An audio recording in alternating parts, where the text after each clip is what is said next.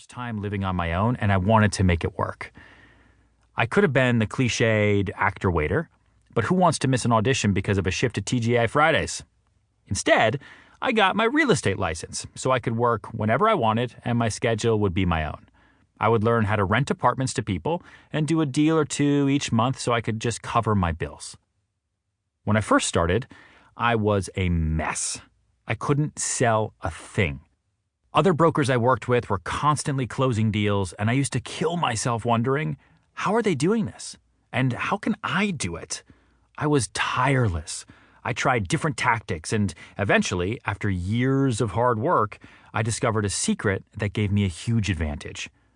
I had the most balls in the air. I was never hyper-focused on one ball. I didn't put all of my energy into one sale or one client. I'd go from a closing with one client straight to a showing with another client and took calls for offers while in the taxi.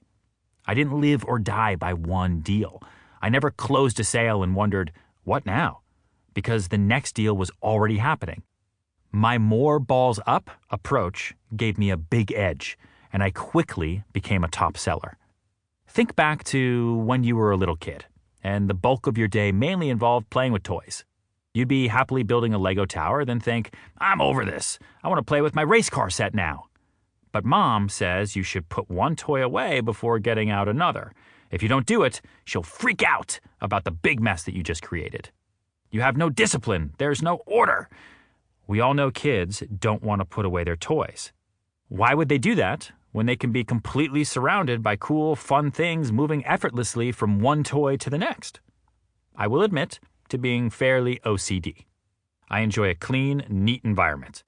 But the message we are given that one thing must be put perfectly back in order before we even think about touching something else is bad advice. What's wrong with playing with all of the toys while keeping them easily accessible? As we get older, this message of only one thing at a time has been ingrained in our brains, and we go into the business world thinking the same way. We handle one client before moving on to the next. We close one deal before we focus on another. We treat our clients and deals like objects that need to be carefully tucked away on a shelf before we take on more. My sales theory is not about putting your clients away. It's about how to keep them out in front of you, accessible, so that you can manage everything appropriately and yield the same great results. That kid who has learned to organize her toys just right so she can move from one thing to the next with ease, that kid is a great salesperson in the making. She's got the right mindset. And I call that mindset balls up. Footnote. You may have noticed by now that I've used the word balls several times, even in these first few minutes. I just want to say that yes, I know balls are also testicles. And if that's where your mind goes every time I say balls in this book, well then, laugh your way through the book. End footnote.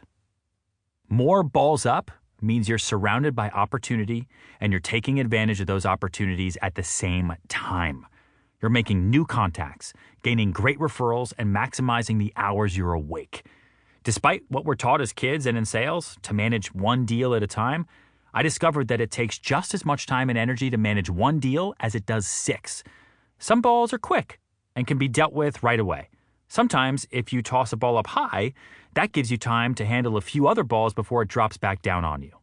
I learned that it is possible to control their flight path, meaning it's possible to manage many balls successfully. So why grab just one ball when you can handle 5 or more? Go big. Anyone can get lucky and accomplish one huge sale. You sold a $30,000 grand piano or a 6-figure rug? That's awesome! But can you do it again tomorrow? What about the day after that?